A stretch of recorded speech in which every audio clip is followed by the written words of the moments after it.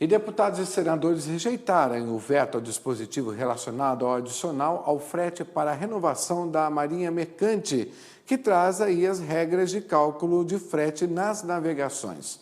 Governo e setor agrícola dizem que a medida é uma saída.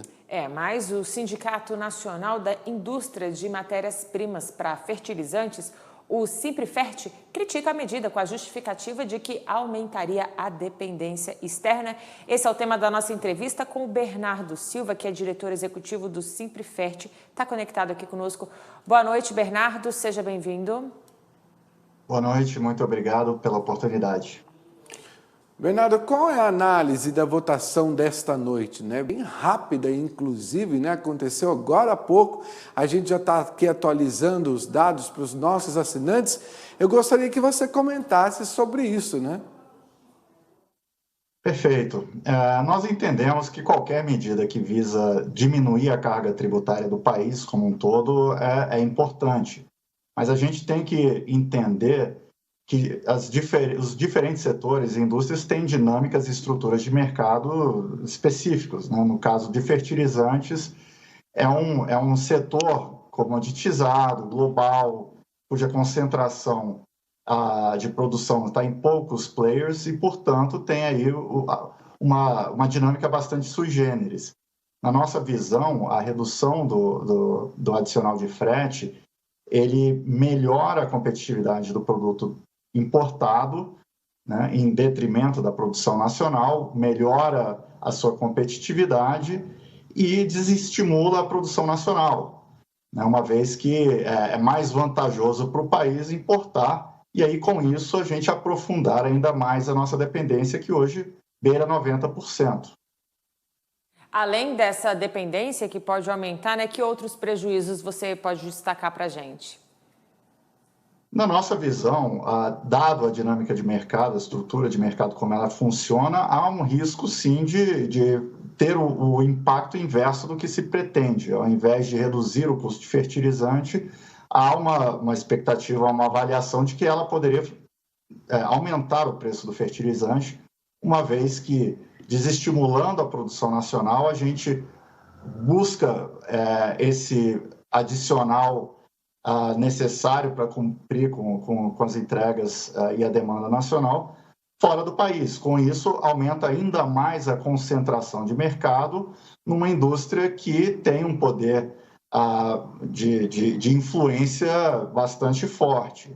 Existe um estudo bastante interessante do economista-chefe, do atual economista-chefe da FAO, órgão da ONU que trabalha com o tema agricultura e alimento, que mostra que na estrutura atual do setor de fertilizantes no mundo, e por causa dessa concentração em poucos players, uma redução de 10% na capacidade de produção levaria a uma redução de 8,2%. Da mesma forma que, no mesmo cálculo desses economistas, 10% na redução da concentração de número de plantas num determinado mercado levaria a uma redução de 11,6% na queda de preço. Então, se a gente olhar que a redução da AFREM leva a uma diminuição da produção interna e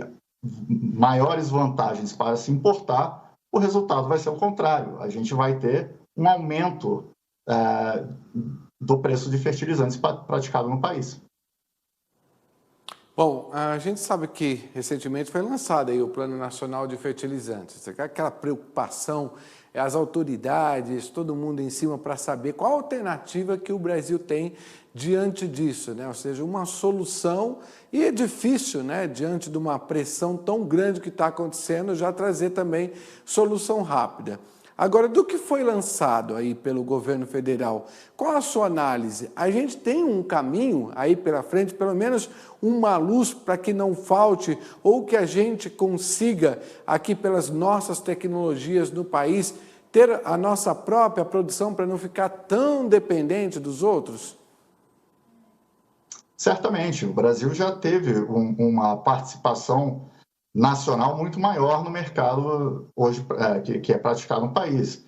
Há uns 25 anos atrás, o Brasil produzia mais do que importava.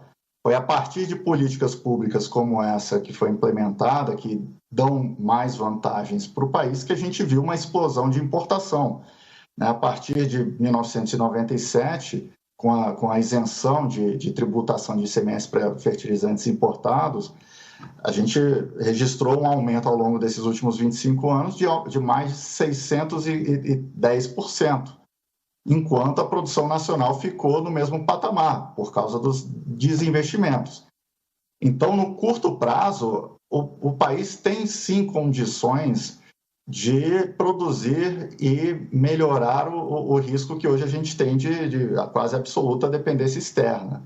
Né? O Brasil não precisaria, por exemplo, no curtíssimo prazo, de um plano nacional, uma vez que no ano passado o próprio CONFAS trouxe uma medida que visa corrigir essa distorção praticada há 25 anos, que teve como contrapartida um compromisso da indústria de aumentar a produção nacional em 35% até o final de 2024. Então, temos já investimentos programados, temos compromissos estabelecidos antes até do Plano Nacional para isso. O Plano Nacional ele foi construído para termos um olhar de longo prazo, o que é absolutamente necessário. O plano traça um ponto de partida bastante realista, um ponto de chegada lá em 2050 bastante ambicioso. A gente agora tem que trabalhar nas medidas que vão ajudar a gente a encurtar a distância entre a partida e a chegada. Mas medidas como a que vemos hoje no Congresso Nacional dá um sinal completamente contrário ao que o Plano Nacional busca trazer. Então, um setor que é altamente dependente de investimentos volumosos, com prazos de maturação mais longos, a gente tem que ter uma estabilidade e um sinal bastante claro que 4 dias depois de um plano nacional a gente não vê sendo implementado no Congresso. Vale destacar que a gente sabe que o programa BR do Mar ele não está voltado para fertilizantes, a redução é ampla e bastante bem-vinda, mas num setor como o nosso, numa situação crítica como a que a gente se encontra, a gente precisa maiores discussões e até soluções mais específicas para a realidade de determinados setores estratégicos para o país. Bernardo, eu só queria recapitular com você, então, qual a nossa capacidade de produção, quais seriam aí os principais estados, produtores de fertilizantes, e você citou também investimentos. Estimados em quanto esses investimentos nos fertilizantes nacionais com o plano agora? Perfeito. A gente trabalha com 2 métricas. A métrica de curtíssimo prazo que a gente construiu junto com o CONFAS no ano passado, de 35% de aumento até dezembro de 2024, que equivaleria a investimentos aí na ordem de 20 bilhões de reais. Se conseguirmos atingir os objetivos do Plano Nacional de Fertilizantes, a redução de dependência externa que ele estipula para chegar num patamar de 50%, traria investimentos equivalentes a 120 bilhões de reais ao longo desses 30 anos. Então, é bastante significativo, ambas as métricas. Hoje, a gente tem no país uma capacidade instalada para 14 milhões de toneladas de NPK. No ano passado, a gente produziu menos que a metade disso, quase 6 milhões e 400 mil toneladas. Então, estes investimentos de curtíssimo prazo e essa meta de aumento de 35% poderia facilmente ser reativada com esses investimentos na capacidade ociosa hoje presente ou até em novos investimentos que já estão saindo do papel, como vimos recentemente com a reativação das FAFENs pela Unigel ao longo dos últimos meses.